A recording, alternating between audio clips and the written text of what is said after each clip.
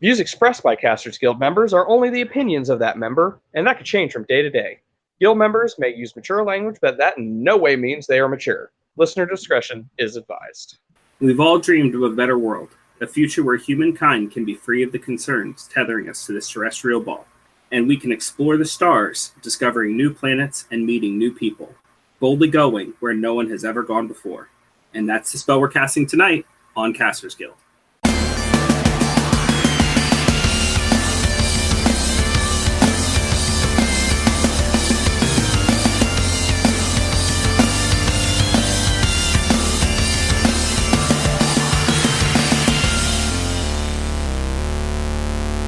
Thank you for tuning in to tonight's episode of Casters Guild.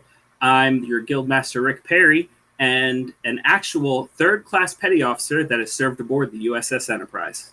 And I'm Baron Kane, and I've also been on the Enterprise. True story, I was on the Enterprise once. And we have a new guild member joining us tonight. Feel free to introduce yourself. Hi there, my name's Daryl Cook, and I've also been on the Enterprise, except it was the Next Generation's mock bridge. So we've all been on some sort of Enterprise. There's the connection. All right, so we're talking Star Trek tonight.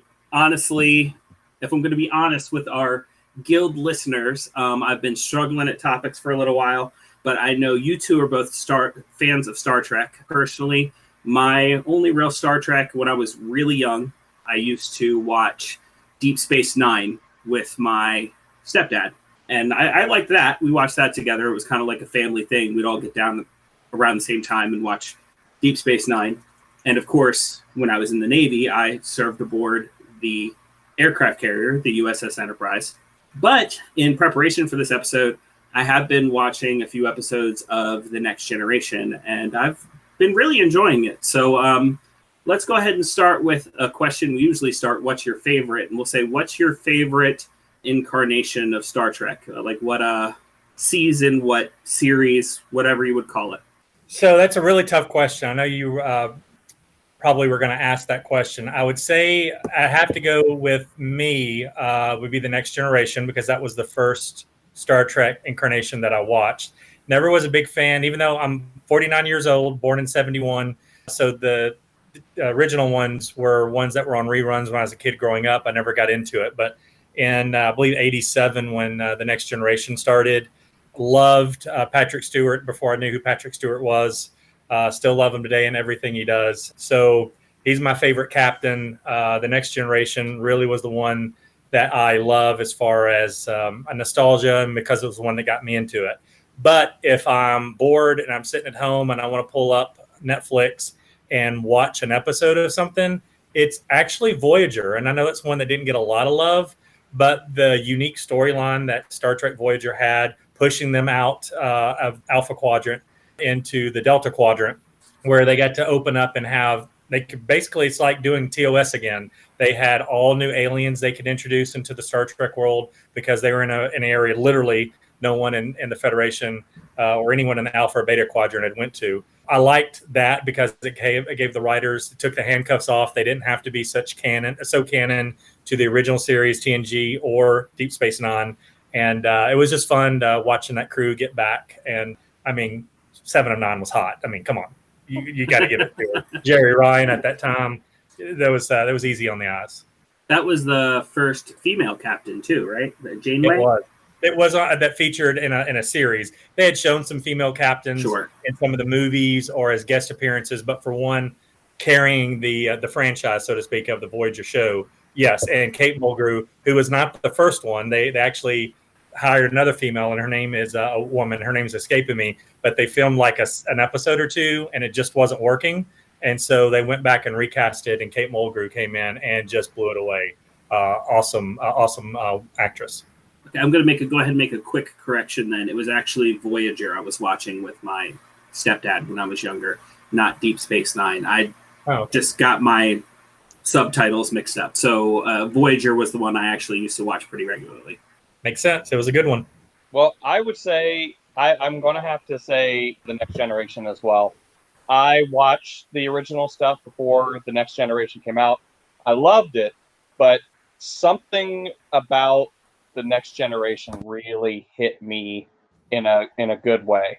And I don't know if it's just because it was updating, because like, obviously when I watched the original series, it was old to me already. Right. So I think it was them taking the Next Generation and wrapping it, or taking Star Trek and wrapping it in a skin that is more relatable to someone that's growing up at that time. All that said, I think Lower Decks is in the runnings to become my favorite, though. So There's only like 3 or 4 episodes of that so far, isn't I there? know, right? it's already making its way into my heart. I was actually going to start watching that in preparation for this podcast, but I think I didn't have the streaming service that it was on, so I ended up watching TNG. I tell you what, though, it's it's funny. It is a comedic show, but it's almost not even satire. You know what I mean? It's almost not even making it's because all of it is canon. All of that stuff could theoretically happen in that world. It's just they're looking at it and through a funny lens. It's really good. Like surprisingly good. And even though I don't know a lot about Star Trek, I'm going to go ahead and weigh in and say my favorite's probably The Next Generation as well. My only real exposure being a few episodes of the original series, because everybody's seen a few episodes of it, right? And then Voyager with my stepdad. But the few episodes I've watched of TNG leading up to this podcast, I'm probably going to continue after this podcast is over. I mean, I've been really enjoying it. And, watching it with my wife, and she pointed out to me, she's like, this reminds me a lot of Doctor Who. And I've always been a great big Whovian. And honestly, I can draw a lot of parallels between TNG and Doctor Who. I don't know if it's similar with other incarnations of Star Trek. But yeah, I mean, like a lot of the way you set things set up, a lot of shows, they present you with the conflict, and then the show is trying to figure out how to take care of that conflict. With Doctor Who, and what I've found with The Next Generation is like there's the conflict, and a lot of the show is trying to figure out exactly what that conflict is. And then once they figure out exactly what the conflict is, they usually like take care of it pretty quickly. It's the majority of it's almost for lack of a better term, like a mystery, like a whodunit. And honestly, with Q, I could totally see Q showing up in Doctor Who. You know what I mean? Like completely not out of place. Mm-hmm. Q was one of the best characters that, at least in modern day Star Trek writing, that they put in. He appeared in all of them, all of the big three. I don't think he made his way into Enterprise or Discovery, but between TNG, Deep Space Nine, and Voyager, you just waited every season. Are we gonna get a Q episode? Because John Delancey, phenomenal actor, especially for what he did, and to be able to carry that character through 3 different incarnations of the Star Trek series was just phenomenal. It was so good. So love John Delancey anytime he shows up as Q. Absolutely. Hopefully they were paying him pretty well by the end of it. Well, I mean, he showed up in The Next Generation. He showed up in Deep Space Nine, which was hilarious, and showed up in Voyager. So, I mean, he kept coming back. So he either had a lot of fun or they were treating him good. Or maybe he was just a great big fan. Yeah. I mean, it's happened. Also, you bring up the whole parallels to Who. You've seen some of the old Who, right? Not like before Eccleston. Yeah, so my wife has seen a whole lot more of the classic Who than I have. She's seen pretty much all the classic Who that is available. Because, of course, the whole thing with classic Who is there's a bunch of it that's been lost to time. Like the footage isn't available. Right. She's seen all of the classic Who's that's currently available. I've seen probably about a quarter of it. So, that said, watching all that stuff and then watching the original Star Trek, I'm sure you can appreciate the similarities there too. Oh yeah. Especially, I mean, like let's really talk about that for a second, because they're both, I mean, like pioneers in their time when it comes to sci-fi. They were doing things that nobody had done before, especially with special effects, themes, writing. If you needed something to appear on screen, there wasn't some playbook that these shows could look at and go, this is how we make this appear on screen. They were figuring it out and making it happen themselves, and then other shows, movies were copying them for years to come. And not only in the special effects, but themes, and like they were pioneers in what they were putting on screen too. I mean, correct me if I'm wrong, but I believe Star Trek was praised. The original series was praised for showing the first interracial kiss. Correct. On screen. On TV. You know what I mean?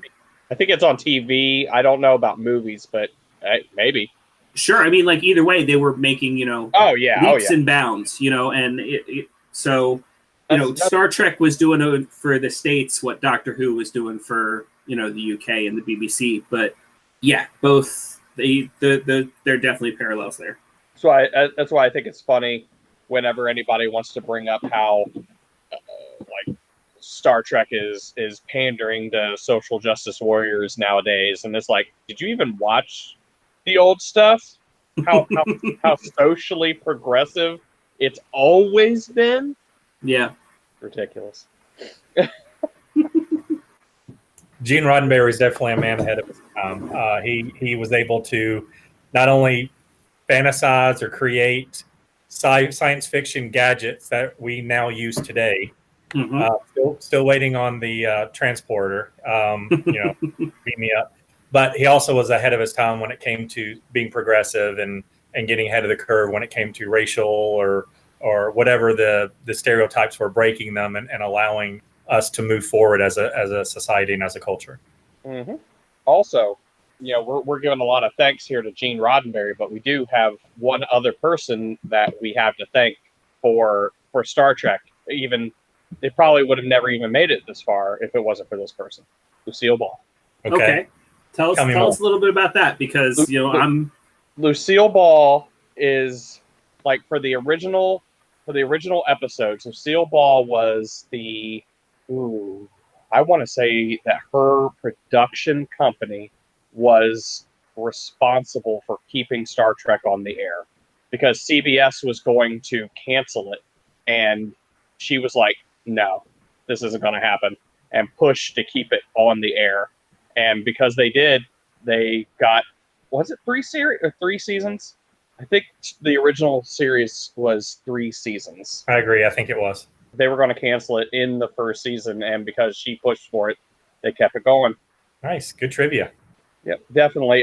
Definitely. I mean, she has contributed a lot to culture as well. So I can't let this go without mentioning her. So yeah, definitely, we have a lot to thank her for in terms of this. Yeah, that original cast, call it what you want, cheesy, hokey, whatever. I mean, like, it's really only that when you look back on it with the current lens. At its time, it was cutting edge and all that. But that original cast, William Shatner, George Takei, an actual Star Trek fan could probably go on and on and on, but that they were awesome, for what they were exactly what the show needed.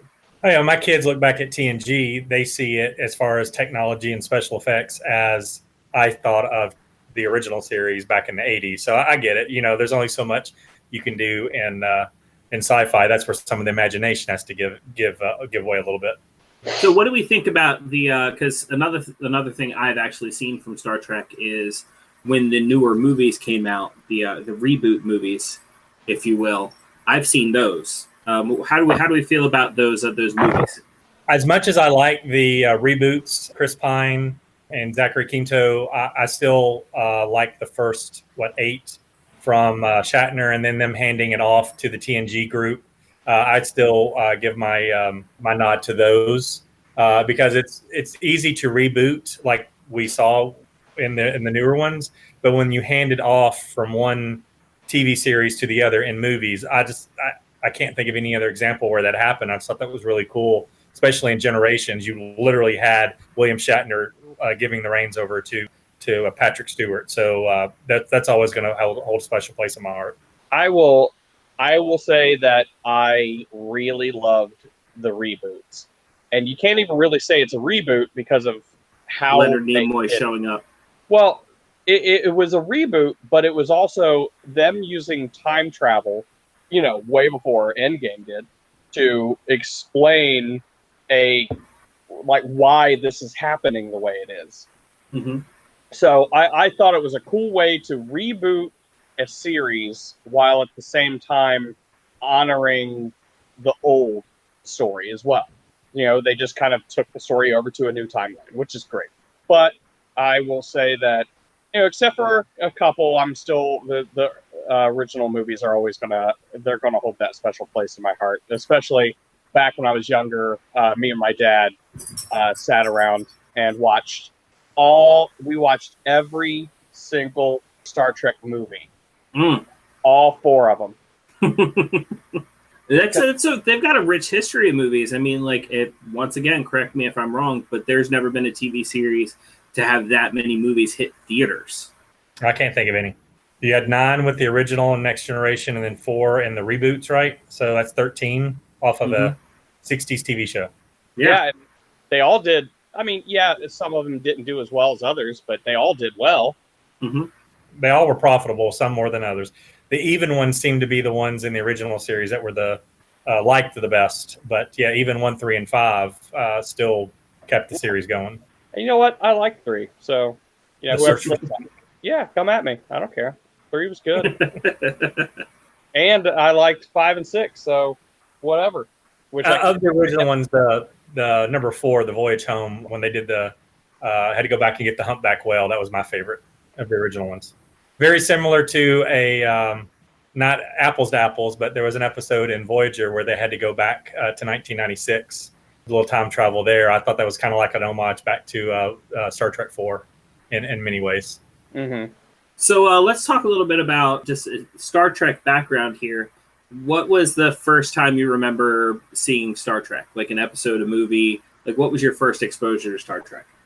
So it was the movies. Like I said, I never really paid attention much to the original series when they were on reruns in the late 70s, early 80s as I was growing up as a kid. But I did go see Star Trek 1 and that was interesting. But then the Wrath of Khan, again, being a kid growing up in the late 70s, Fantasy Island, Ricardo Montalban was big. It was one of my favorite shows when I was a kid. The Love Boat and Fantasy Island, I think it was on Friday nights.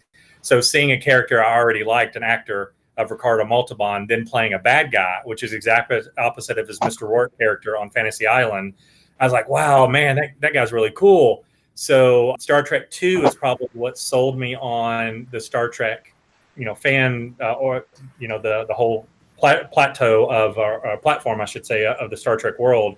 And so from that, watching the movies, and then when Next Generation came out, it was syndicated here locally, and so I gave it a shot. And again, seeing Q for the first time, really what made me a Trekkie from that point forward. So I was sold for the rest of my life on Star Trek. But so I guess it would be the first 2 movies is really what kind of introduced me to the Star Trek world and got me loving it. I wish I could tell you what my first memory, the first clear memory I have is watching the movies with my dad. But I know I watched it with him before. I was really young at the time, probably 3rd grade, kind of old. Yeah, sure.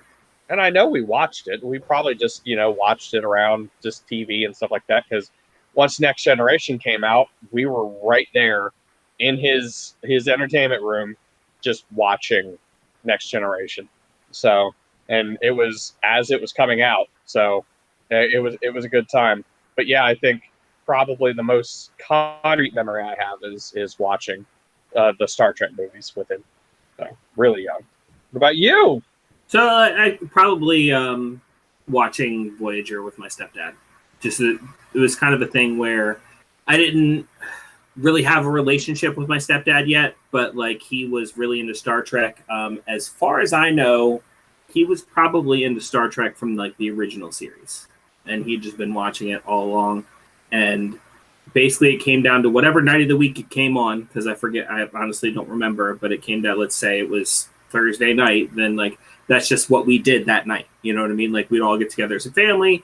After dinner, we'd pop popcorn. Everybody would sit and he got this is back when like big screen TVs were like brand new. You know what I mean? Like it was still projection screen, big screen TV, and like we all gathered around the big screen TV on the sectional sofa and watched. We watched Voyager, and I always thought it was cool. Like it was never one of those things where I was like, oh, I wish I was doing something else. Like I got excited about it, you know. Just after we left that house, and I lived with my dad for a while instead of my mom and my stepdad. It just Star Trek night wasn't a thing with them, and like I just never got back into it. So off subject, where do you get one of those couches? Adult IKEA. Oh, got it. I got it. Sorry, had to get you. Yeah, I get it. I get it. All right. So, let's see. How do I phrase this? So, let's say tomorrow you were to get your letter saying you were accepted into Starfleet Academy. Well, first off, let me point out that means something completely different now with the events of this year. Okay, yeah, sure. That's very true. But let's say you got that. Let's say you got that letter. I mean, are you the kind of person to let go of your whole life in order to boldly go where no one has gone before? Or are you accepting that letter? Absolutely. One of my earliest, I think the reason that I meshed so well and in my personality and my life with Star Trek is when I was a kid, I wanted to be an astronaut. Again, I know I'm a little bit older than you guys, but I remember when seeing the very first launch of the Space Shuttle Columbia, which was the first of the space shuttles go up. And from that point forward, I wanted to go to space. I wanted to do where I wish I could get $1 million so I could give it to the Russians so they would send me up to the space station. I want to be part of Elon Musk's trip to Mars. I want to go to space. I know it probably won't happen, but yeah, I would 100% accept that letter because space travel and going up there would be something that just fulfill a lifelong childhood dream that 6-year-old Daryl Cook had back in the day. Well, you bringing up the Space Shuttle Columbia reminded me of my first experience of a shuttle launch. That would be the Challenger, which kind of paints what I feel about space, which is probably why Bones McCoy is probably my favorite character in the original. And I can't remember the exact wording of it, but the thing he said to Kirk in the reboot when they were in the shuttle and he was talking about how space is terrifying. It's like, yeah, I feel that way. Space has a lot of ways it can kill you, and all of them are horrible. Yes. All of them are horrible. However, if I got a letter stating, hey, this is for Starfleet, and like this was like next generation level tech, and for some reason they were in my world, and they were like, come on, and I could bring my family. Yeah, oh yeah, I'd go. I mean, that's the big caveat right there. If I could bring my family, oh yeah, because like up until I'm the type of person to join the military. I did it. You know what I mean? I would say up until about 3 years ago, I'd probably accept that letter, no question. But now that I have a toddler, like the idea of launching into space and possibly leaving my family behind isn't as exciting. Well, that's the beauty part of Starfleet. It's not like, if we were sending someone to Mars, it's probably like right now with our tech, it's probably a one-way mission. You're not most likely coming back from Mars. There's too many things that could go wrong. Right. But in the Star Trek world, outside of some Romulans or Klingon fighting you, you're going to make it home eventually. You'll see that fam. So, we got to kind of think of it that way. Yeah. The adventures of the Enterprise are very not common. Also, with, again, in like the original series, it was very much military. It reminded me a lot of a more open ship. Again, like I said, I was on the Enterprise, and it reminded me a lot of the original series stuff. Again, their hallways are more open. It's easier to walk through. But Next Generation, they all had their families up there. The Galaxy class cruiser, I think, is what they call it. Yeah, they had a school in there. They had their kids. It's because they're exploring. They're not at war. They're Sure. So yeah, hell yeah. Also, And I would have to say that the draw of space would not be my big reason for going. It would be the world that Starfleet existed in. Yeah. It is utopian. Mm-hmm. There's not a need for a lot of things, and people are living, I don't even want to say lives of leisure, because they are still working, they're still productive, they're still making, inventing, creating. There's art, there's sciences, there's industry, but they're doing it to help each other. They're doing it for the betterment of the galaxy, and it's like, yeah, I want to live in that world. I want to live in that world. Mm-hmm. You know what? Yep. Yeah, just take me back to that world and then drop me back off on Earth. I don't care. I will live on that Earth. Sure. San Francisco, hopefully, but yeah. So it's kind of interesting. When I was aboard the Enterprise, I believe it was the 8th Enterprise to exist.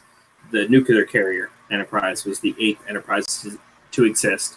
The first Enterprise being a merchant ship that was commandeered by the U.S. Navy, which is why it was called the Enterprise, because it was an enterprising vessel. So the series actually probably got it right to call some of their starships, the USS Enterprise, because it's been a Navy tradition to carry on that name. And now the most recent USS Enterprise, the one I served aboard, has been decommissioned. So the name is available once again. So it's only a matter of time before we name another ship the USS Enterprise. And regardless of how you feel about it, you know what I mean? Space Force is becoming a thing. And for all we know, the next USS Enterprise could be a shuttle. Could be something that heads into space. Could be. Yeah, they're definitely not going to retire the name, that's for sure. Mm-hmm. Don't look at me like that. Don't give me that face. Oh my goodness. Space Force. Yeah, but we could see a USS Enterprise in space, and if nothing else, that should be a little bit exciting for geeks, I guess. It is exciting. I'm surprised that we didn't have a shuttle. Did we have a shuttle named Enterprise? No. Well, to be fair, at this point, the Navy would have to give up the name, because the name does belong to the Navy, and like most of, if NASA, everything that's been touched by space up at this point by the military has been with the Air Force. Mm-hmm. So I don't think the Air Force would probably go with any kind of Navy naming convention. So that's probably why we haven't seen a shuttle yet with the name Enterprise. I was just double checking just to make sure. There actually was a space shuttle Enterprise, but it never went to space. It was their Mach 1 they used. They attached it to the top of a Boeing 747, and were doing. It was kind of like the beta model. They were doing tests to see if the space shuttle. I'm reading this right from Wikipedia. If it was built to perform atmospheric test flights after being launched from a modified Boeing 747. So it was kind of the one they were testing to see would this structure work in high altitudes while it's on top of a plane. So it never had an engine. It didn't have the functional heat shields, so it never went into space. But they used it as a test rocket to see if that would hold up. Like it was basically a shell that they used to see if it would hold up in higher atmospheres. So that's actually pretty interesting. But it was but I thought there was a special named Enterprise, so I looked it up real quick to make sure. Yeah, that's actually pretty interesting. Yep. Yeah, it's funny when I served aboard the Enterprise, not a whole lot of people who served aboard the Enterprise would talk about Star Trek. But as we talked about before on this cast, around that point in time, it wasn't cool to be a geek. So, you know what I mean? Geeky things weren't talked about as much. Everybody, if they were talking about a movie that had to do with the USS Enterprise, everybody was kind of obsessed with Top Gun, since it was, filmed on the Enterprise. But I just thought that was kind of weird. You'd think that people serving aboard the USS Enterprise might talk about Star Trek a little bit more often. You would hope. I probably would have gotten kicked off. Definitely, if the next ship that gets it, it should be, since we're living in the millennia of the geek, it should be much more popular on board. Oh my gosh. That kind of brings up the question. It's like, the kids that are turning 18 now, these ones, like, let's just say they make the Enterprise tomorrow. It becomes functional tomorrow. These kids are 18 now. How much Star Trek have they even been exposed to? That we kind of had a sweet spot where we just had a bunch of Star Trek, just a bunch. Now it's kind of like, well, we have Discovery, kind of.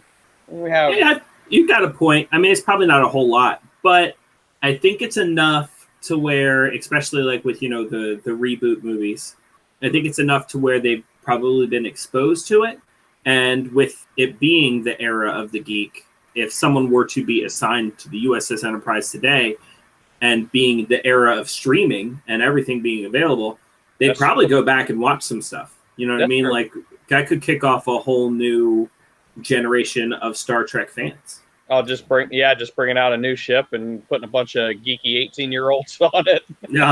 Exactly. Maybe the ensigns and the yeomans may not know it, but the upper officers would be in more of our age group that would have grown up on that. Let me tell you, being aboard the Enterprise, they have a media room, okay? Because obviously we're not connected to the internet, when you're out in the middle of the ocean. Right. And so basically they broadcasted about 8 channels throughout the entire ship. So wherever you were, you might have a TV and you could flip between channels. And they had one channel that was just like a live feed of the flight deck, so you could watch flight operations. They had one that was just playing different movies all day. They had one that pretty much played Top Gun on repeat. They had, Stop it.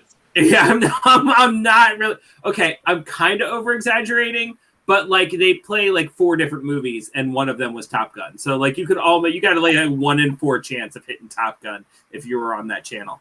But basically, they played different shows and different movies on different channels, and I can almost guarantee you that if they did that same thing on an Enterprise today, they'd probably have one channel that was nothing but Star Trek reruns.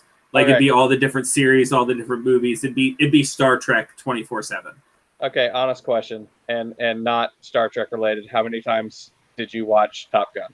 You have to define watch Top Gun. Are we talking beginning to end? Or are we talking about I just flipped through the channels and if you took all the segments of Top Gun that I watched and put them together, I probably watched Top Gun about 15 times. Wow. I probably watched it 15 times in the 1990s, so that's not really a lot. And really weird, believe it or not, more than they played the movie Top Gun, there was this movie they kept playing, and I don't know why they kept playing it. Had Mel Gibson in it. I think it was called Maverick. I love that movie. And he was a gambler on a riverboat. I love that. James Gardner. Yeah. I've probably seen that movie more times than I've seen Top Gun, because they probably played that movie twice the times they played Top Gun. Weird. So don't know why, but maybe just somebody who was in the media room was a fan. Your captain probably liked it. Maybe. So I can't think of any Star Trek tie-ins to Maverick, but still a great movie. I'm sure we can think of something. But yeah, 7 degrees to Star Trek. Here we go. Tom Cruise, his call sign was Maverick. Tom Cruise was on the Enterprise. There you go. There you go. That's pretty quick. Watch that be the reason they played it. They were like, okay, we can't play Top Gun all the time. This guy, that's Maverick. So yeah, let's go ahead and play that. Oh, that's probably a way closer. That's probably too close for comfort, honestly. Also, just a side note, I've never seen Top Gun. Really? Okay. Ever. Interesting. It's not even like I was avoiding it. It's never happened. All right. So we've seen a lot of interesting races on Star Trek. Have any of them ever hit you? Kind of especially, do you have a favorite race that you've seen on Star Trek? I mean, let's say we discount humans. Ooh. I really like Trill. They're weird, but I really like Trill. Wait, yeah, no, I'm saying it right. The little wormy bellies. You know anything about them? Mm-mm. Okay, so. Well, I might, but it might be one of those things where I don't know them by name. Okay, Trill. They've got these leopard spots on the sides. You mean talking about the symbiotic people? Yeah. Yeah. So they are a race of people that have, not all of them, but they have a symbiotic relationship with like this other life form that I think is also called Trill, and it's like a worm that gets put in their, like they have a little pouch in their belly. Only certain Trill are able to bond with the symbiote. They may even just be called symbiotes. Anyways, so this symbiote is essentially immortal. It'll live almost forever. And it carries on the memories of each of its hosts. So technically, each host is also its last host and all the hosts. So, like in Deep Space Nine, Chetsia Dax is a Trill, and she holds the memories of Curzon Dax. And Curzon Dax was best friends with Cisco. So when Chetsia comes on board, she sees Ben Cisco, and like they immediately start talking, and but Cisco is familiar with the whole Trill thing. Sure. So So I'm looking it up now, and I googled it, and I see pictures, and yes, I do recognize this race for different episodes that I've seen. Mm-hmm. So yeah, when Cisco and Jadzia met, until she said her name Dax, that's when it kind of put together, because of course. Oh, that's what it was.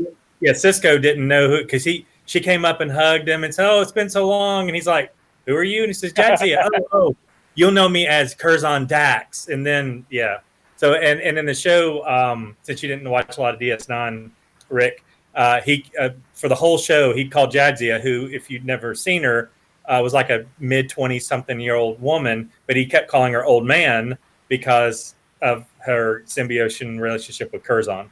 Right. That was his name for her. Oh, another fun trivia. The actress that played Chetsia Dax is actually married to Leonard Nimoy's son, I believe it is. Okay. Yeah, so she's a Nimoy. That's neat. Mm-hmm. I think just from what I've seen, I think I'm going to have to say Klingon.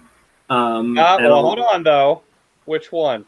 Well, it all starts with Worf. So, okay, so big warrior, rich head, not painfully racist.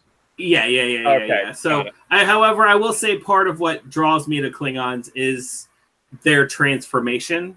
Mm-hmm. Because, as, I guess, makeup, special effects technology got better, you know what I mean? They kind of morphed into this, ridged forehead. Right. Kind of race. Which, let me tell you, that was a huge adjustment for me. Having, because I watched the original stuff, and then it went into Next Generation, and I was just like, wait, what? Did I miss something?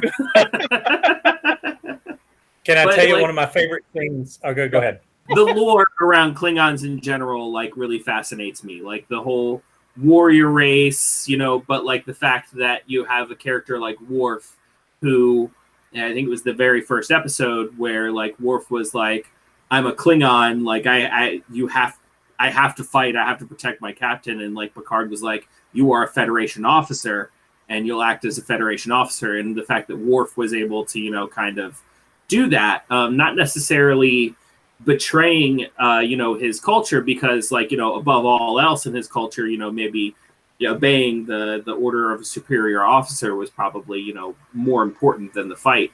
But just showing that depth and dynamic to the character of not being one note, even though up until that point the race was kind of one note. I just thought that was really neat. Mm-hmm.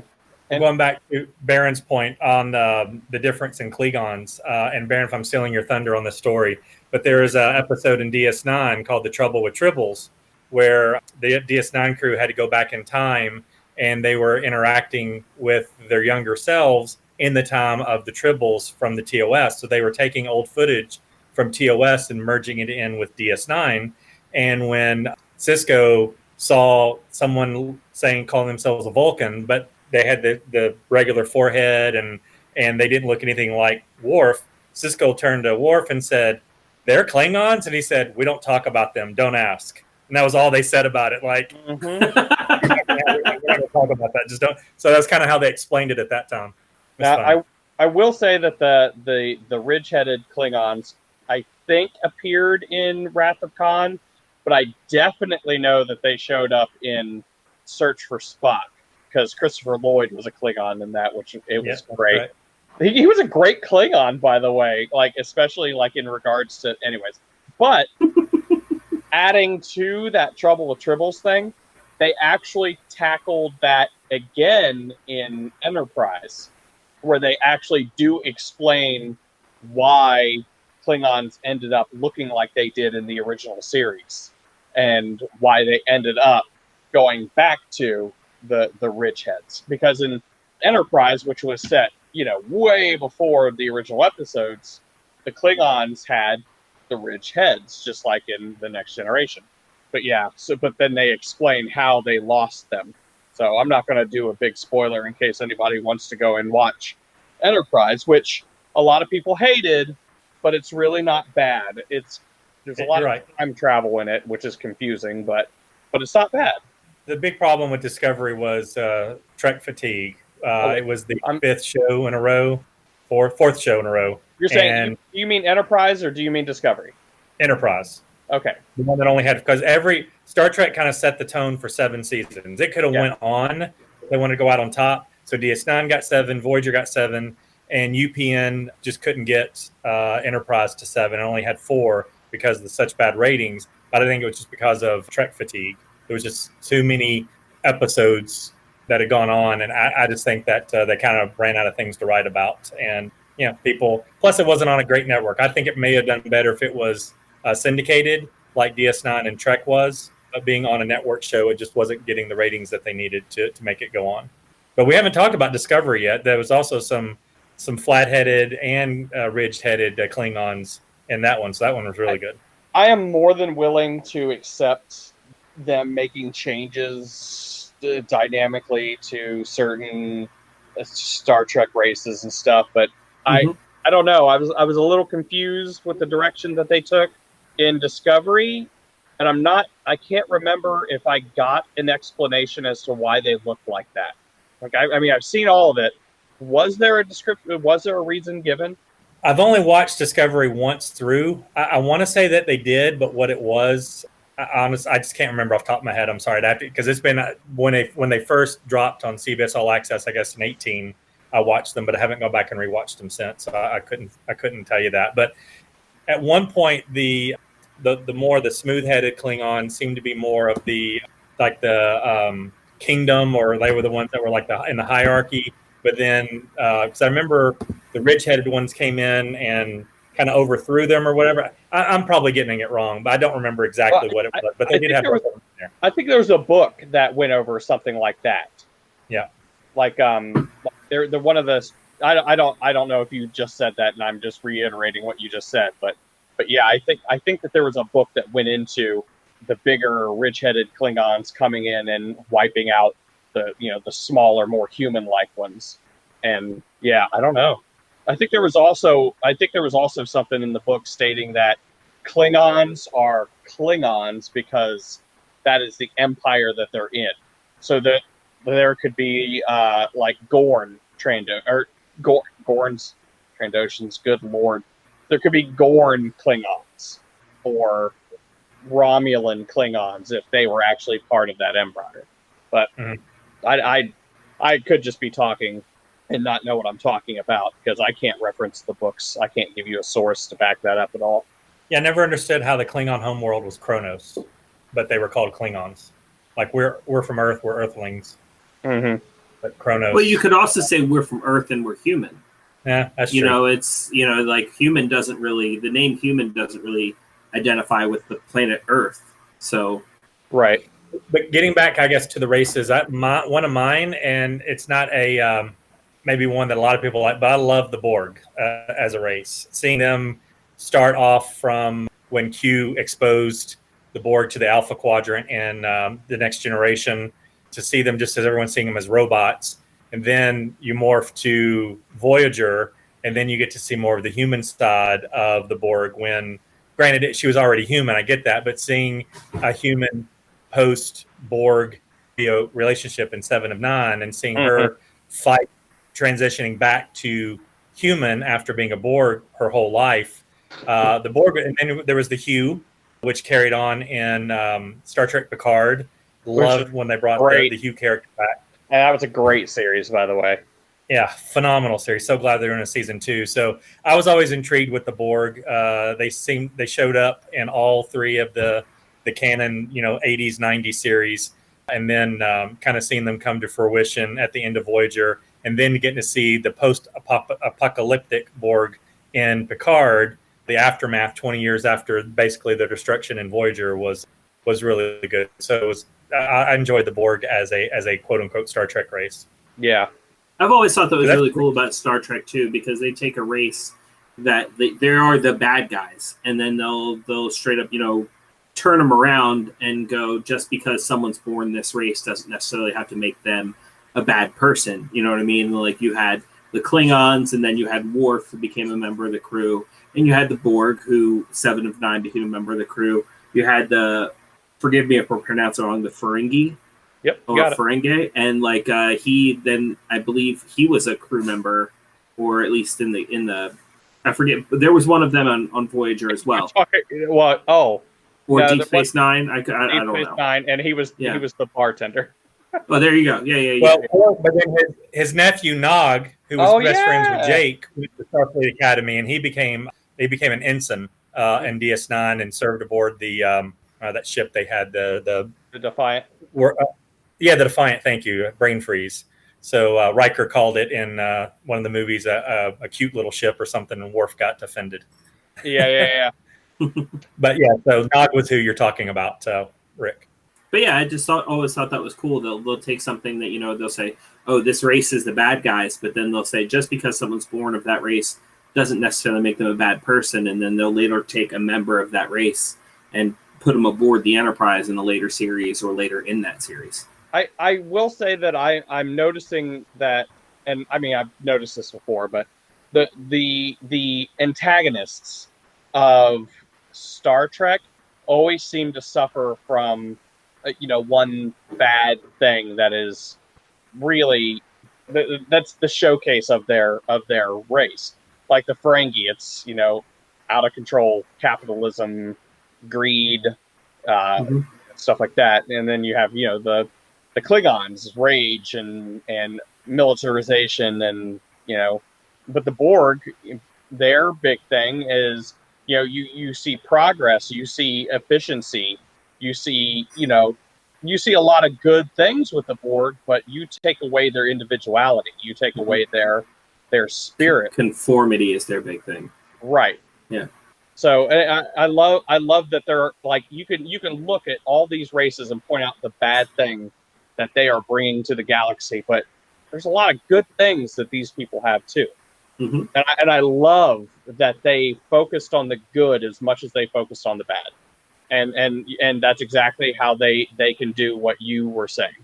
That's how they can come back and they can fit into the Starfleet world. How they can fit into our galactic utopia that Starfleet is trying to do. So I don't know if I'm going to end up getting crucified for bringing up this series on a Star Trek podcast, because it's not Star Trek, and I know a lot of Star Trek fans hate it, but I also really enjoyed the Orville. Which love the Orville. Yeah, I watched the entire series of the Orville, and I don't feel like, a lot of people call it a parody, and I don't feel like it's a parody. You know what I mean? Obviously, it's a comedy. Yeah, I obviously it's a comedy. I think it's more of a tribute. And while it is a comedy, none of the jokes ever come from them making fun of Star Trek. You know what I mean? It's all the jokes come from elsewhere. And I feel like a lot of the things that they did would have fit right in place in Star Trek. Absolutely. Oh yeah. The writers for Orville could have wrote for any of like the Next Generation, Deep Space Nine, any of them. Easy. Agree. And maybe I think I'm right on this, but when Seth MacFarlane, who basically is the executive producer and writer of the Orville, he wanted it to look as clean as a tribute or in honor of Star Trek, because he was a big Trekkie himself. So I think he hit the nail on the head. I think Roddenberry and Rick Berman and everyone in the Star Trek world would see that it was very much of a tribute, not a making fun of or even a ripoff of because it was had its own characters, but a lot of similarities, and I absolutely love the Orville as a Trek fan. And me personally, and this could be reading into things, I think you could probably thank the Orville for the Lower Decks. Oh yeah, like you were saying, there was a lot of Star Trek fatigue going on with all of those series, and like they had to do something to inject new life into Star Trek. And when they looked at the Orville and they saw that comedy, worked, you know what I mean? Why not try it with the Lower Decks? Yep. I'm looking forward. I'm glad you guys are, or at least Baron, you're liking the Lower Decks. In this crisis that we're in, I tend to wait until a whole series airs so then I can binge watch it. So I'm waiting for Lower Decks to finish so I can watch them all at one time. So I'm glad that you're giving it a thumbs up because I'm really looking forward to watching it. I really wish I would have done that too, but it's just like I saw it, and I work IT help desk overnight, so I have a little bit of downtime. So, so I got my laptop and I'm just looking. And it's like, well, let's give it a shot. Oh, mistake. Because you like it enough now that you're like, oh, next episode, please. Right? Yeah. It's like, give it to me. Also, I don't know why I keep dropping the fun little trivia on you, but Seth MacFarlane actually was on 2 episodes of Star Trek Enterprise as Ensign Rivers.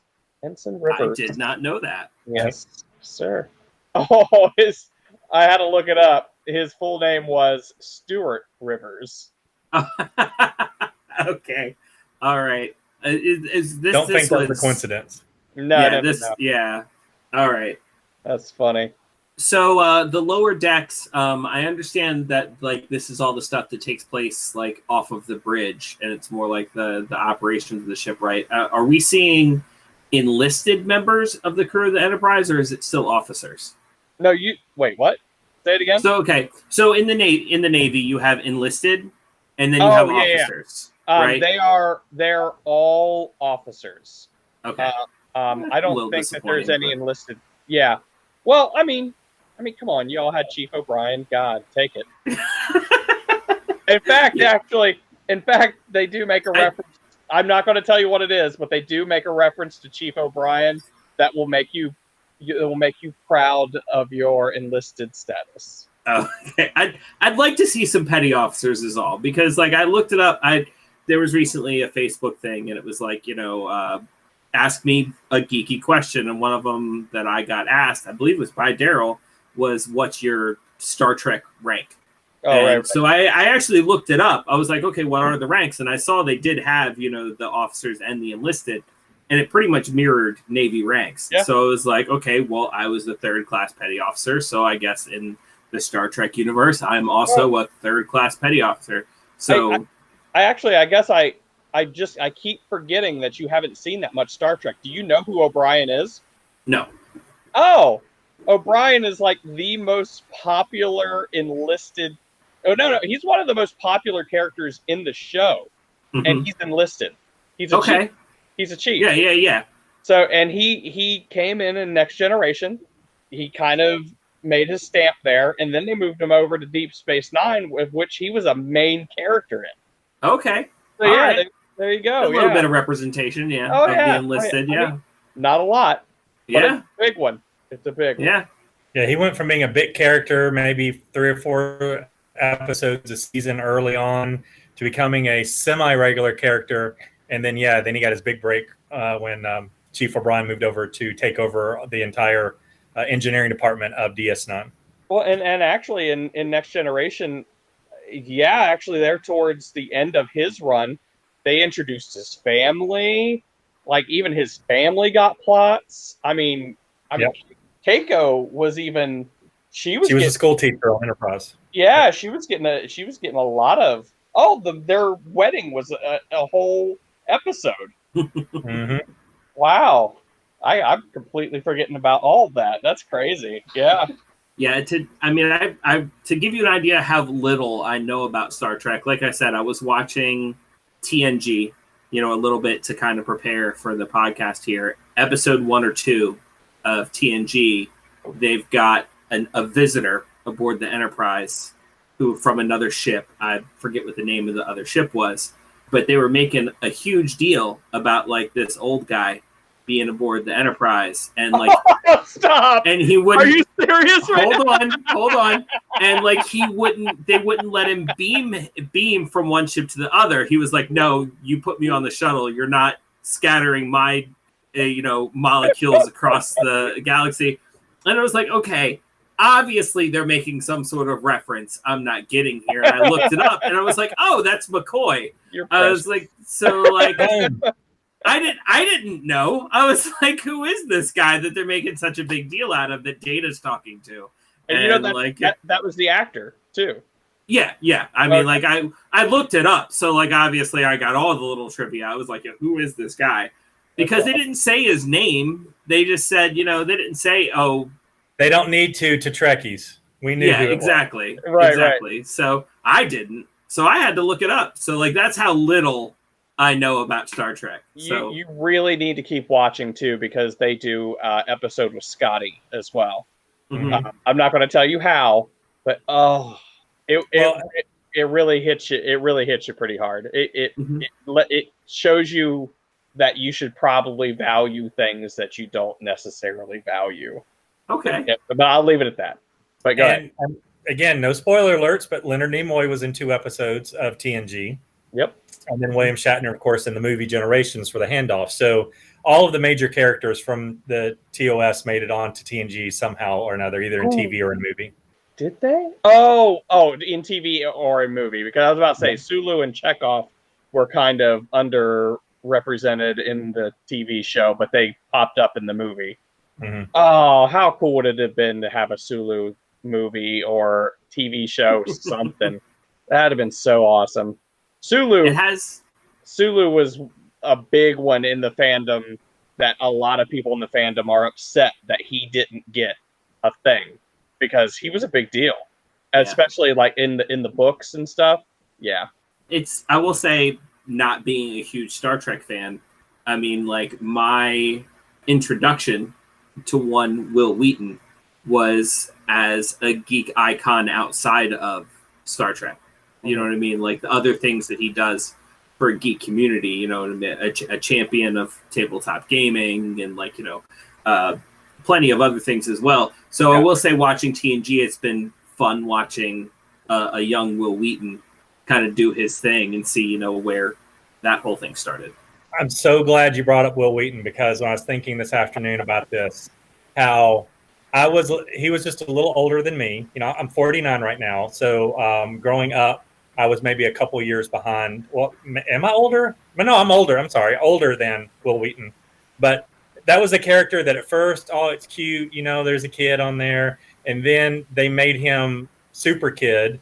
And then to the point where he was superhero kid, because with, all these people in the Enterprise, and Will Wheaton had to come in and save the day. So many times Enterprise would have been destroyed if not for super kid Will Wheaton. It got to the point where the Star Trek fandom hated him so much, and this is even before social media, just writing in and talking about it, that he left the show just because he wasn't a really liked character at that point. Mm-hmm. But then instead of getting bitter about it, seeing him grow, like going on Eureka. I don't know if you've ever watched that show. I watched a lot of Eureka, yeah. And then of course, where a lot of people know who Will Wheaton is nowadays is through Big Bang Theory, and him taking that evil and just embracing it on the show, The Big Bang Theory. And then, as they always do with Star Trek characters, turn an enemy into a friend on that. But seeing Will Wheaton go from being a teenager to who he is today, and how he's embraced that Star Trek love and everything he's done. I've gotten to the point now where I absolutely love Will Wheaton and anything he can do.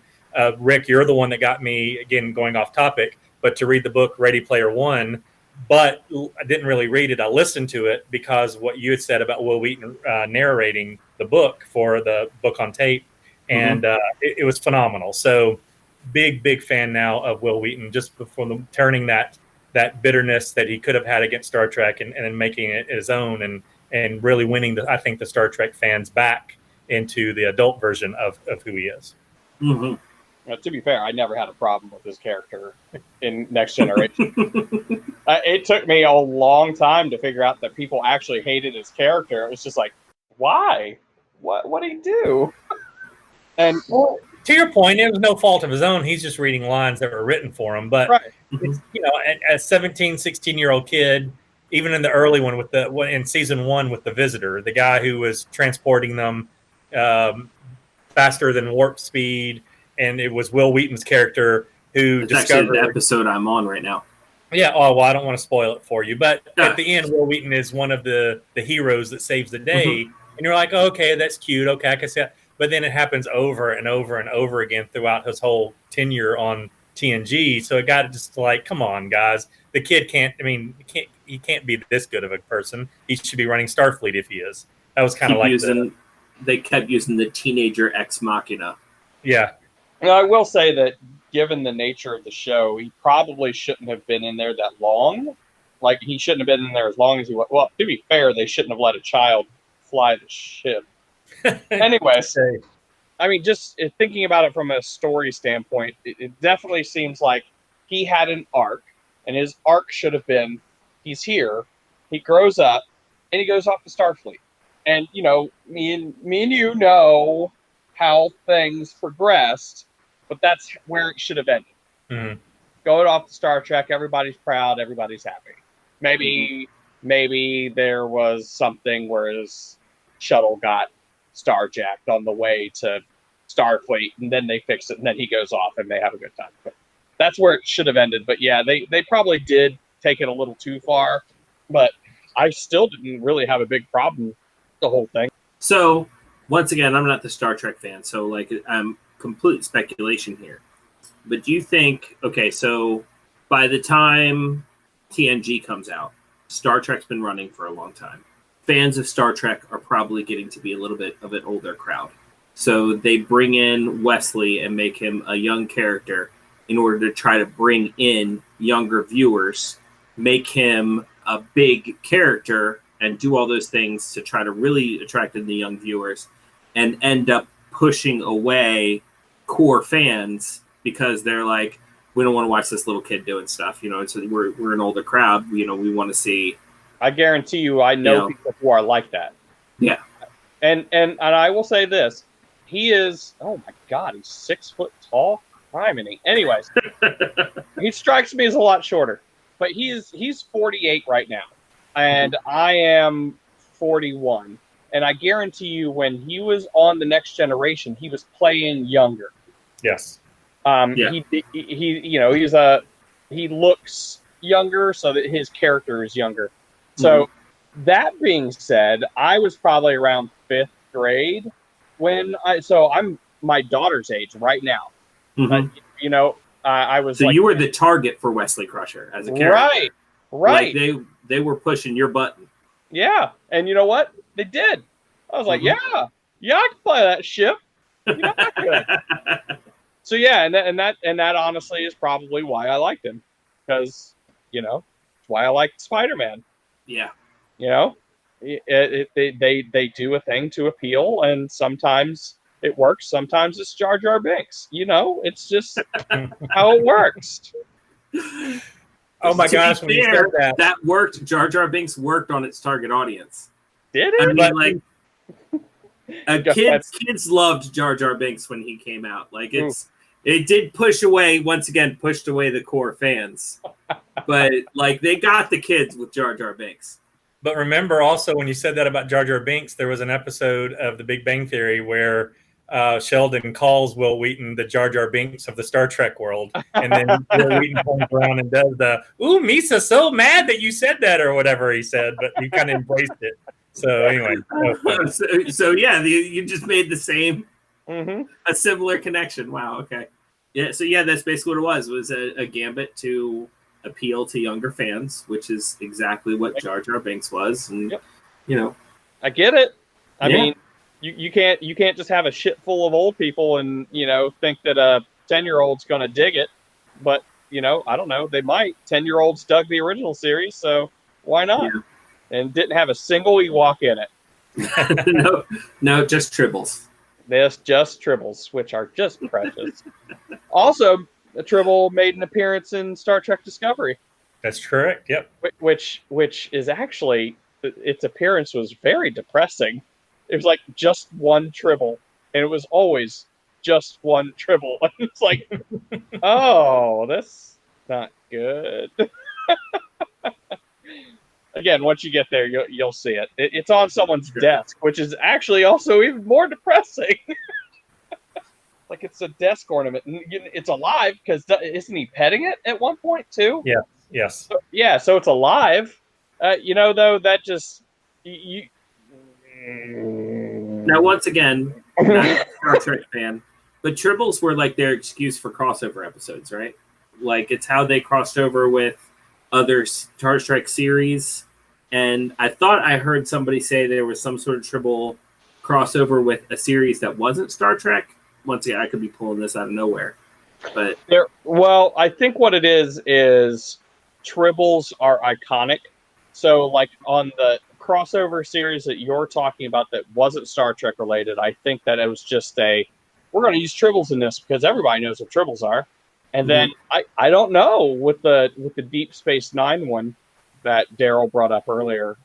I think again it was really just the layout of the show that made it work for what they wanted to do. Gotcha. Also, that episode was the first time I actually saw a male crew member wearing a miniskirt, because all the original episode women wore miniskirts. I know there's one in an early episode of The Next Generation. Yeah. Because they're evacuating, they're getting ready to do the saucer separation, and they're evacuating, and you see a guy walking by in a mini dress, and Tiffany was like, "Did they all wear mini dresses?" And because of course Tiffany's watched less Star Trek than I have, so I mean, and I was like, "No, obviously not." I mean, Picard's wearing pants. Yeah, but some of the early TNGs, they had some of those guys wearing those skirts or whatever you call them. But I saw, like in the Trouble Tribbles Deep Space Nine episode, one of the original, because they were on the Enterprise in the past, and one of the crew members were walking around in the mini skirt that was very prevalent in the original series. So I thought that was kind of cool. Okay, a question I always thought was neat, not even being a Star Trek fan, but keeping it safe for work. What's the first thing you do with a holodeck? Oh, nothing now. If I got to keep it safe for work, I don't even want to get on the holodeck. Oh, wow. That's a good question. I'm a big sports fan outside of Star Trek, so I probably would recreate some of my favorite sports games, but put myself in the game with Michael Jordan or Hank Aaron or Steve McNair from the Titans, and catching a touchdown pass or something. I would probably use it more just to relive some of my favorite moments in life, but put myself in the action, much like Barkley would try to do on. Well, you won't know what I'm talking about, but the later episodes of TNG and then Voyager, Dwight Schultz, who was from the A-Team, played the crazy guy. He was someone who, again, no spoilers, but he was very antisocial. So he would use the holodeck to make himself cool and put himself in situations in his life where he could go back and change something that he wished he could do and be more confident. I would use it similar to that, but put myself in some of my favorite sporting events and maybe not be the hero, but be the guy that passed the ball to Michael Jordan that hit the game-winning shot or something like that. That's what I probably would use it for. I will say that I'm not even really much of a watch sports kind of guy, but I would probably do that. Except I wouldn't put myself in the action. I would probably set up a sport, like a famous sport event, and go and watch it. Just sit in the stands? Yeah, I would do that. But the main thing that I would do, and I kind of got this idea from something else, I would set up D&D games. Yeah. I would say my use of the holodeck would probably be very Ready Player One-esque. You know what I mean? Like, go and play different games that I like to play, go and view different movies that I like from different angles. You know what I mean? Just go drive a DeLorean for a while, and not just like, an actual crappy DeLorean that exists in the real world. No, one that time travels when I hit 88 miles per hour. The kind of stuff that you would do if you were in like the Oasis. Mm-hmm. Yeah, that would be cool. Yeah, the Oasis is actually what gave me the idea for the D&D game. Yeah. But I think it would be really cool to, like, even if I was doing it by myself, maybe get one of the old modules that is going to be programmed into the holodeck. Mm-hmm. Somebody's already done it, yeah. And pick out a couple NPCs like that. Well, like, I'll do it by myself, but I'll set up the other PCs with me. Like, maybe this time I want to go as a barbarian, and like I'll get a mage and a thief and a cleric as PCs that are controlled by the computer, and we go. Very off topic, but you could even pick people from D&D lore. You could go in with Driss. You could go in with Mordenkainen. You could go in with Tasha or Bigby. You know what I mean? And yeah, it's a good time. Definitely. I think playing with other people, though, would, one, be in more the spirit of D&D and probably way more fun in general. Absolutely. I will say, on your topic of what you're saying to try to keep it safe for work, there was an episode in TNG that you'll get to where Riker mentions that if someone is trying to, and trying to do it in a safe way as possible for the late 80s, early 90s when it was airing, that the holodeck, whether it was done intentionally or not, doesn't have the same type of sensual intensity with the holodeck characters as a human would be. And so it was kind of like one of those things that just didn't, I kind of got the vibe was it wouldn't work the same, or it wouldn't give you that because either it wasn't meant to do that, or it just, the technology wasn't good enough to give you that same sensation. Because there was an episode where it was titled 11011101, but some people that were really super smart came in and upgraded the holodeck only to distract Riker. And Riker was the only one supposedly on the ship, so that's why they're trying to keep him distracted. And he actually started having feelings for a holodeck character. And he's like touching you and talking to you and interacting with you. I've never had a holodeck experience like this before. This is just not like ever. I mean, and so what it was is these really, really genius species, and I can't remember their names, they made a character on the holodeck to be someone that Riker could potentially fall in love with, only to distract them so they could hijack the Enterprise. So I won't ruin any more of it. You find all that out in the first few minutes of the episode. Sure. But from that, I gleaned that from what Riker was saying, talking about this particular character, that's not something that I guess the Enterprise wanted people to be able to do on the holodeck. So maybe it wasn't that big of a deal. But I thought it was worth mentioning to you. Sure. So I mean, the cleanup alone. I know the Orville didn't shy away from that. No. Nope. But I mean, I don't know. They also kind of play it to be that, like, in the Star Trek universe, that they're above things like that. Like, I mean, they could fall in love, people have desire, but no one. With one glaring exception, Baron, the planet of Risa. Oh yeah, but what happens on Risa stays on Risa. There you go. Well, there was that I think it was a virus in TNG early episode, once again because I'm in the early episodes, where everybody got infected with this virus that basically mimicked the effects of being drunk, except more intense. And that's the episode you find where Data is fully functional and anatomically correct. Yes. No, he's fully functional in every way. That's right. That's exactly how it's put. I was quoting the title of Daryl. I don't know if you ever heard of Aurelio Voltaire. He writes music, and he mostly caters to goth kids. But he did an entire Star Trek album where he wrote parody songs about Star Trek, and one of them is about Data. And I believe the title of the song is Fully Functional and Anatomically Correct. Yeah, that would be cool. So if you haven't checked out Aurelio Voltaire, you could probably just Google Aurelio Voltaire Star Trek and you find all the songs. Not sponsored. No, definitely not. Hashtag not a sponsor. So I know you haven't got here yet to season. You just won season 1. On season 2, Baron, do you remember the episode where Data is put on trial to determine whether or not he's a sentient being? Oh my God, yeah, that was a good one. Oh, it was one of my favorites. Yeah. And season 2, episode 9, when you get there, Rick, and I don't want to ruin the end of it, but well, to be fair, I've seen clips from that episode. Like, I think that episode's famous enough that I've seen. That episode's a big deal. Yeah, it's been referenced, and I've seen clips, and I'm pretty sure I already know everything about that episode. So don't worry about spoilers on that one. That was the first episode of Star Trek, and I'm not ashamed to admit it, that I cried. The ending, Baron, when they're having a party because obviously Data was ruled sentient, but Riker had to argue that he wasn't, and otherwise the judge at this deep space station said, "Well, Riker, if you don't argue for the prosecution, then I'm just going to summarily rule against Data," and he loses, and he's not sentient. So Riker was forced to argue. And so watching him research and find out things about Data he didn't know going into his personal files, you could see him smile like, "Oh, that's so cool about Data." And then he realized, "Oh, I've got to use this against him." And so he goes in and makes a really compelling argument.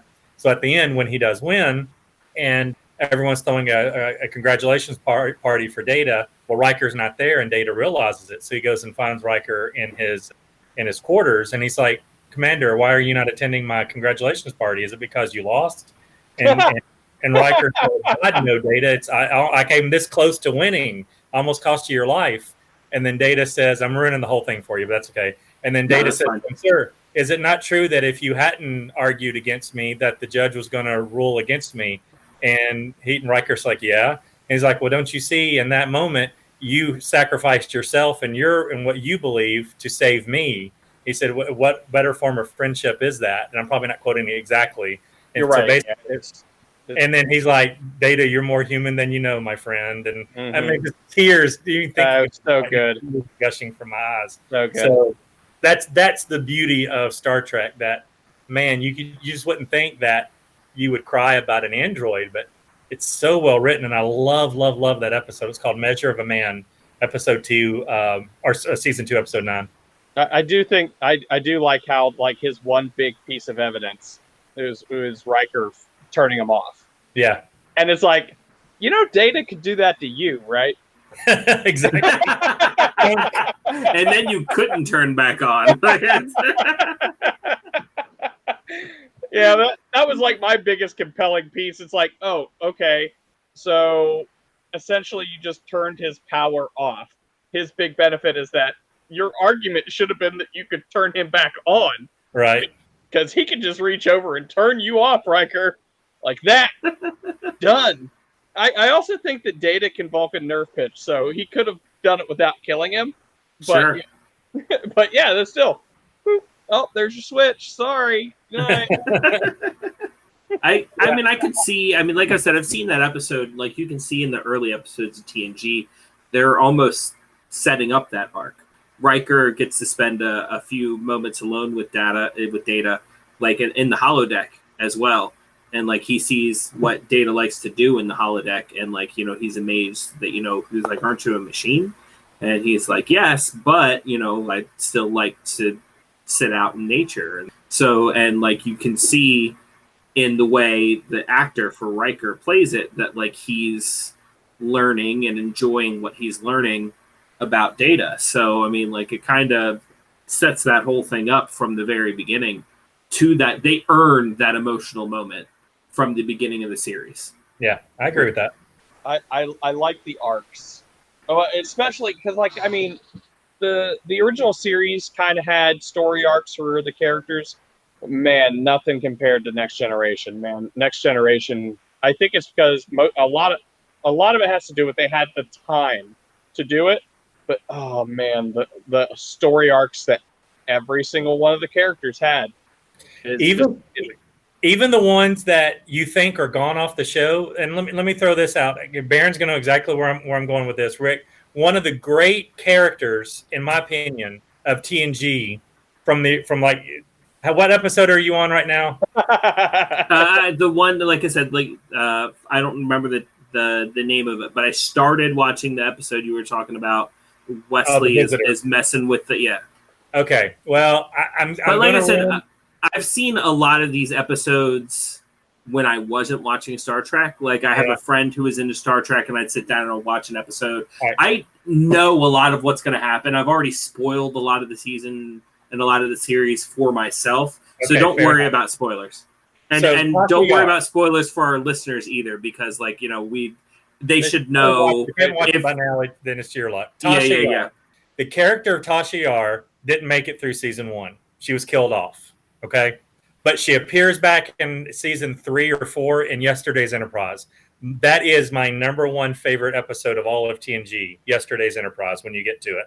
So she comes back in because of back alive because one of the previous, I believe it was Enterprise C, the one that predated Enterprise D, comes through a time warp. And when they do, the Klingon war with the Federation is back on because Enterprise C was helpful in the Khitomer attack when the Romulans attacked Klingons, and because Enterprise C wasn't there, the Federation didn't come to the Klingon help, and so then they're back at war. But because they're back at war, Tasha Yar is back on the Enterprise now, and so through some time traveling stuff, Tasha Yar gets back on Enterprise C, goes back through the wharf, back through the time warp, saves the Klingons, but they think that Tasha Yar dies in that other timeline.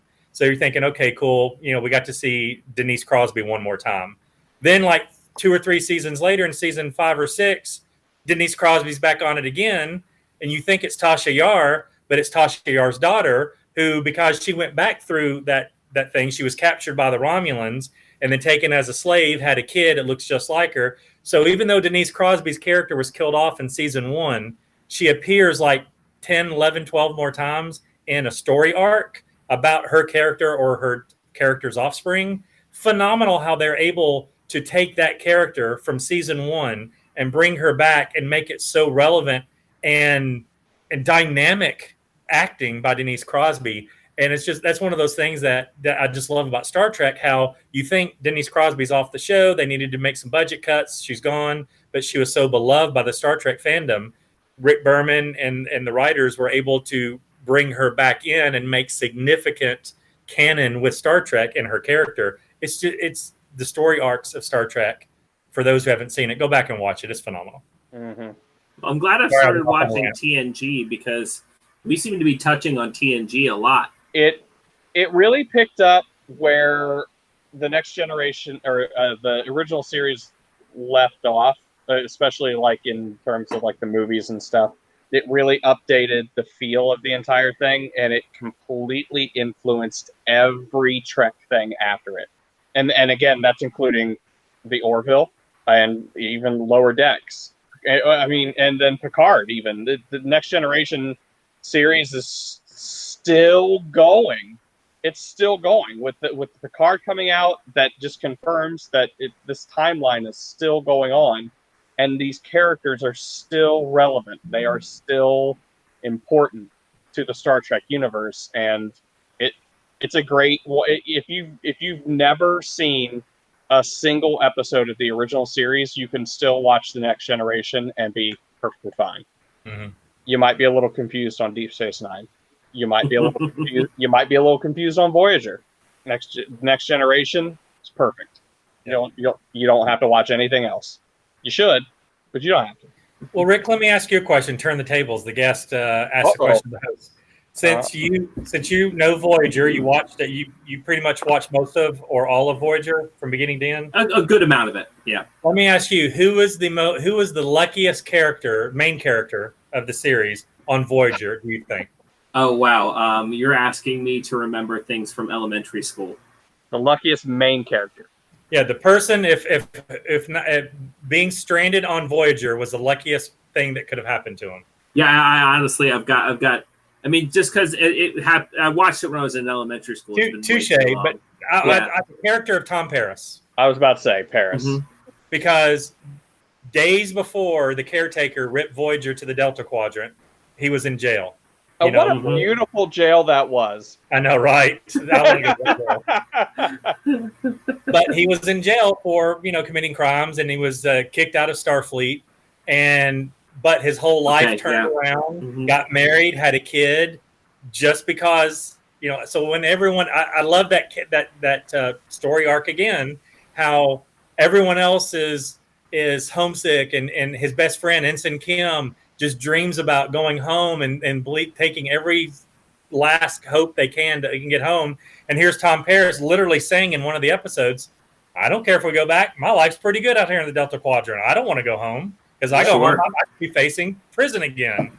So that whole timeline, and of like, that was the best case scenario for Tom Paris, and being able to work that around, it was phenomenal. The Voyager, that's why I said, if I'm going to go back and watch an episode or a season just for feel gooding and action, TNG is great. But for whatever reason, I find myself drawn to watching episodes of Voyager. It was such great out of the box thinking when it came to the Star Trek world, totally different from how TNG worked. And again, it's not everyone's favorite, but I know it kind of struggled in the ratings. Again, I think it's because it was on a network show and not syndication. So it had to air. If you wanted to watch Voyager, you had to watch it on Wednesdays or Thursday nights on UPN. You couldn't watch it on reruns on your local independent station here in Nashville, Channel 17, which is who aired Next Generation, and then they aired it 2 or 3 times throughout the weekend.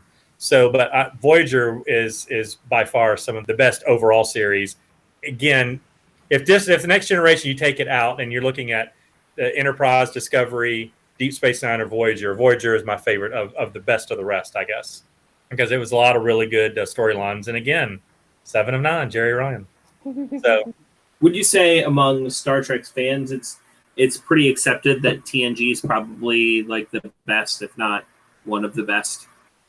Depending on the age group, I think there's going to be a big shift. I'd say maybe 40% will say TOS, 40% will say Next Generation, and then everyone else is fighting for the other 20%. But people in our age group, from my age 50 down to, you know, whatever you are, Rick, and you're in your mid-30s, I think most of those people will say TNG. So, but taking TNG out of it, I just really thought because again, when you're writing about Next Generation or even Deep Space Nine, you have so much canon you have to, because again, if you mess anything up, Trekkies will be the first one to say, you can't do that because of this episode, back in this episode, this happened and this happened, and so you're going out of canon. But they didn't have that problem on Voyager because, you know, they were in the Delta Quadrant. No one's ever been there. So I think the writers kind of freed themselves from the shackles of having to go back to the Star Trek Bible and say, can we say this in this episode about Shatner or whatever, because, you know, we don't want to do anything that's outside of canon. So, and they didn't have that problem in Voyager. So that's why I really liked it. So something I do want to bring up, as a geek community, geeks have a lot to thank Star Trek for. You know, I don't think we'd have a major convention scene if not for Star Trek and Star Trek conventions. You know, there's a lot of shows where there's a lot of things, like I said, with that, you know, first interracial kiss on television, and like, you know, a lot of that pushing the envelope and pushing things forward.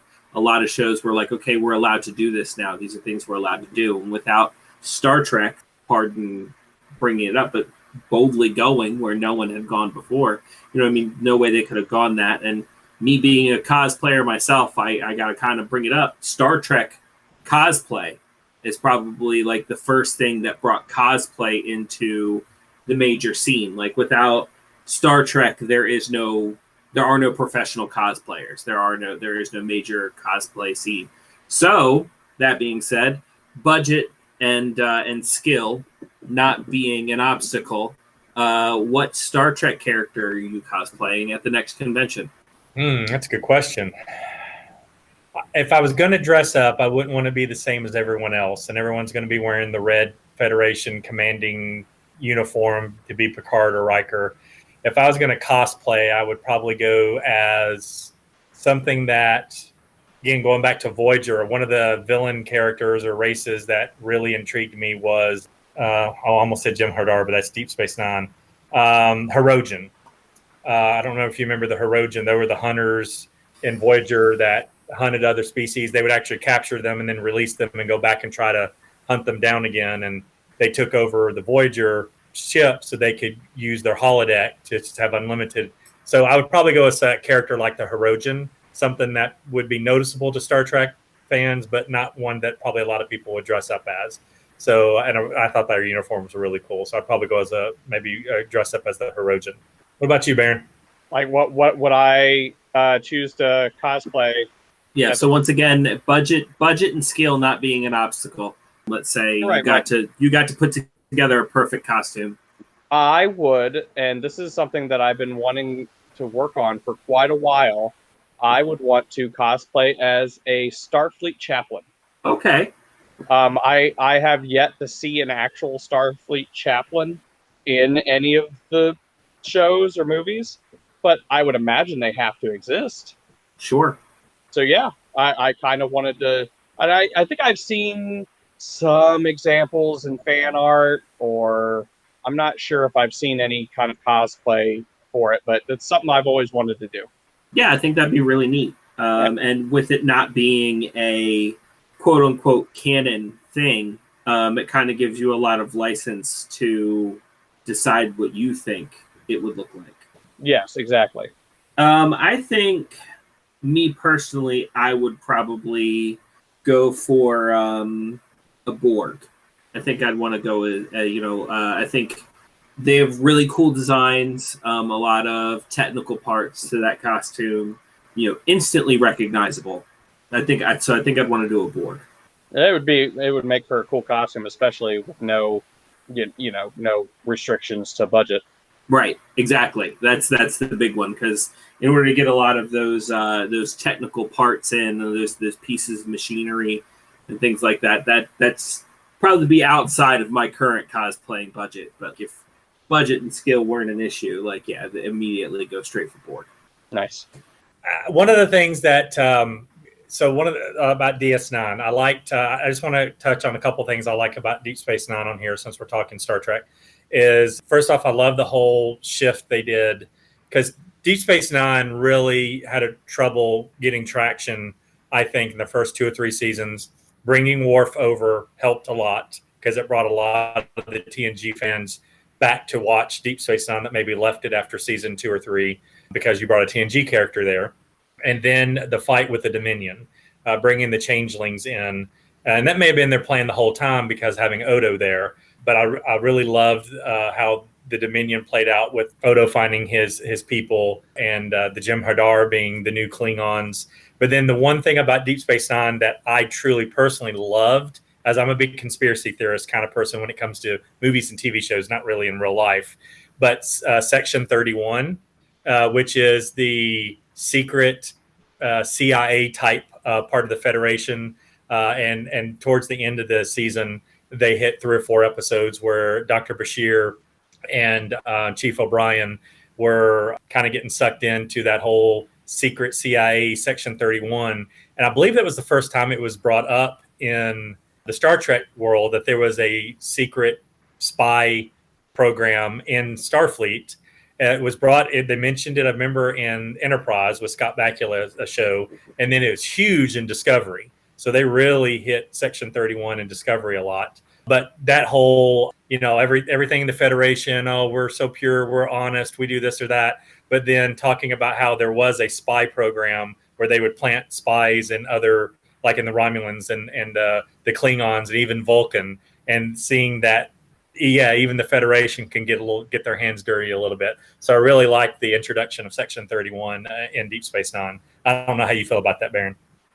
I don't really know. I mean, it wasn't a major thing, but it was one of those, they introduced it in the original one. But then, like I said, Discovery, it's not trying to spoil anything, but in Discovery, Section 31 is pretty much the whole, right plot of that series, season 1.